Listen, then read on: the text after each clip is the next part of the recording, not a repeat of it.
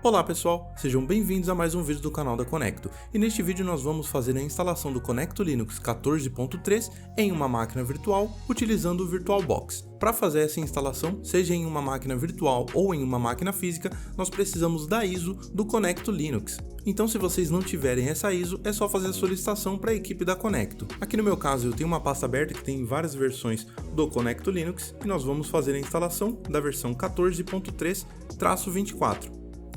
E aqui atrás nós temos o VirtualBox. Basicamente o VirtualBox é um programa que permite a criação de máquinas virtuais. E aqui no VirtualBox nós vamos manter selecionada a opção Ferramentas e na sequência vamos clicar nesse botão azul escrito Novo. Aqui ele vai pedir o nome da máquina virtual e no meu caso, no meu laboratório, eu vou colocar o nome da máquina como LJ0001PDV008. Aqui na pasta da máquina você pode selecionar um diretório personalizado se você quiser ou pode deixar no diretório padrão. Em tipo, vamos selecionar Linux e na versão vamos clicar aqui e vamos até lá embaixo na opção Other Linux 32-bit e vamos clicar no botão próximo. Aqui na quantidade de memória, o Conecto Linux não exige muita memória RAM. No meu caso eu vou colocar 1024 MB, ou seja, 1 GB de memória RAM. E vou clicar em próximo. E na próxima tela ele me pergunta sobre o disco rígido da máquina. Eu vou manter selecionado a opção criar um novo disco rígido virtual agora e clicar em criar. E na próxima tela ele me pergunta o tipo de arquivo de disco. Eu vou manter o padrão que já vier selecionado, VDI no caso, próximo, e vou manter a opção dinamicamente alocado. Qual a diferença? O dinamicamente alocado, se eu criar um disco de 100 GB, por exemplo, ele vai crescendo o disco até chegar em 100 GB na minha máquina física. Então depois da instalação, se eu utilizar 10 GB de 100 GB, ele vai criar um arquivo de um disco virtual de 10 GB. Conforme eu for utilizando essa máquina, os arquivos forem sendo inseridos, criados dentro dessa máquina virtual, vamos supor, o disco virtual está utilizando 12 GB, aumentou 2 GB, então na máquina física ele vai usar 12 GB, 13, aproximadamente isso. Então ele vai aumentando o tamanho do disco conforme a necessidade, evitando assim um desperdício de espaço em uma máquina virtual. Por exemplo, se eu colocar tamanho fixo e criar um disco de 100 GB, quando eu clicar em avançar ele já vai criar um arquivo de 100 GB, mesmo que a máquina não esteja utilizando todos esses 100 GB, no caso a máquina virtual. Então eu vou manter dinamicamente alocado e clicar em próximo. Aqui ele pergunta o tamanho do disco, eu vou colocar 80 GB, vou clicar aqui em criar. E a máquina virtual básica já foi criada, mas nós precisamos fazer mais algumas configurações. Então, antes de iniciar a máquina, antes de clicar nessa setinha verde escrito iniciar ou a tecla de atalho T, nós vamos clicar nessa engrenagem amarela escrito configurações. Aqui nós vamos até a aba sistema e aqui em recursos estendidos vamos habilitar o I/O API-C. Vamos até a próxima aba, vamos até processador, eu vou colocar aqui 2 núcleos. E vou selecionar também habilitar PAE-NX. Agora eu vou para armazenamento e aqui nós temos duas unidades, uma controladora IDE e um arquivo .vdi que está justamente com o nome da máquina virtual que nós selecionamos na criação da máquina virtual. Nós vamos selecionar esse disco azul aqui embaixo que está escrito vazio. Aqui temos o drive ótico e vamos clicar nesse disco azul com uma seta para baixo.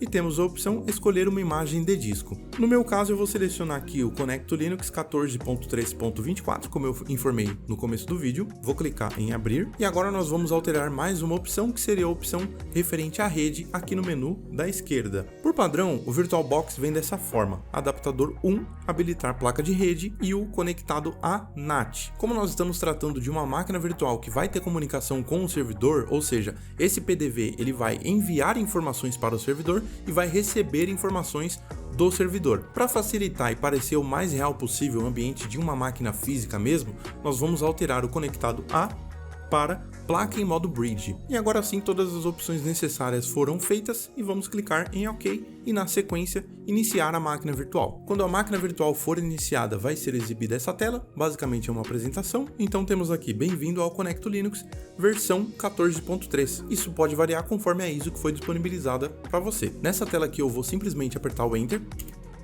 E agora nós temos uma tela de bem-vindo à instalação do Conecto Linux 14.3. Digite instalar no console para iniciar. Então basicamente vamos só digitar instalar e pressionar o Enter. Ele vai começar a fazer uma verificação de HD e fazer a instalação de pacotes necessários. Instalação de pacotes finalizada, agora vamos fazer a configuração de rede do PDV. O sistema pergunta se nós gostaríamos de configurar a rede do PDV, vamos apertar aqui sim, yes. Primeiro precisamos do nome que você gostaria de dar ao PDV servidor. Somente o nome da máquina é necessário agora. O nome da máquina aqui é basicamente o hostname, é o nome que o seu computador vai ter dentro da sua rede. Então você pode escolher esse nome da melhor forma para você se organizar dentro da sua rede. No meu caso, eu vou colocar LJ0001 PDV 008, mas nada me impede de, por exemplo, colocar o L ao invés do LJ e somente o P para referenciar o PDV, vai da sua preferência mesmo. Eu vou pressionar o Enter e nessa próxima tela ele pergunta se nós queremos configurar um domínio, se nós utilizamos um domínio na rede. Como no meu caso eu não utilizo um domínio, eu vou só colocar um ponto e apertar o Enter.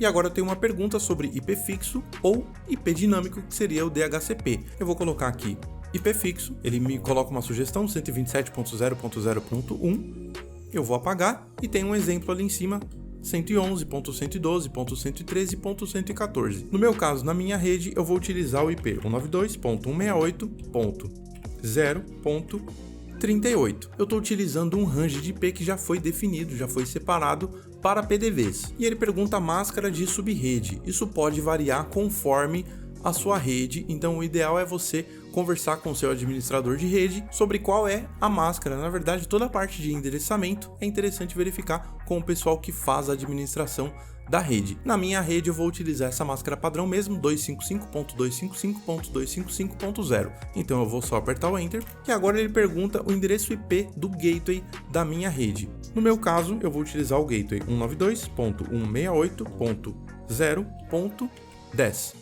E vou pressionar a tecla Enter. Ele pergunta agora se eu tenho um servidor DNS em execução na minha rede. Sim, eu tenho, vou utilizar um DNS e no meu caso é o mesmo endereço do gateway, então ele já trouxe preenchido. Se no caso de vocês for um endereço diferente, é só apagar, preencher corretamente e pressionar a tecla Enter. Confirmar a configuração, aqui eu posso fazer uma revisão de toda a configuração, tá tudo certo, tudo ok. Vou aceitar. E agora ele me pediu um novo IP, que seria o endereço IP do servidor Emporium. No meu caso, na minha rede, o endereço IP do servidor seria 192.168.0.30.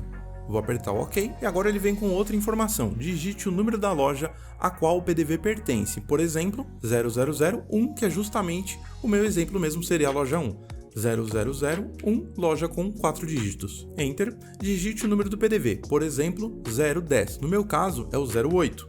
Então eu vou colocar 008, 3 dígitos. Enter, instalação completa, conecto Linux, versão 14.3, que pode variar conforme a instalação que você estiver fazendo. Vou simplesmente apertar o OK, ele vai reiniciar a máquina e já vai iniciar o sistema operacional Linux e iniciar a aplicação Venditor. E pronto, a instalação foi concluída, porém nós temos uma tela preta. Por quê? Basicamente essa instalação é uma instalação simples, uma instalação pura, digamos assim, e faltam algumas cargas aqui nesse PDV. Então eu preciso acessar o servidor Emporium, enviar carga de temas, carga de produtos e etc. Tudo que eu preciso para que o PDV funcione. Então a aplicação Venditor está em execução, porém ainda faltam algumas coisas que vão ficar para um próximo vídeo, justamente para que esse vídeo não fique muito longo. Então em um próximo vídeo nós vamos enviar a carga, fazer configuração de vídeo se for necessária, vamos fazer tudo que é necessário para que o nosso PDV opere de forma gráfica. Então nos vemos nos próximos vídeos. Eu espero que vocês tenham gostado, obrigado por assistir e até breve.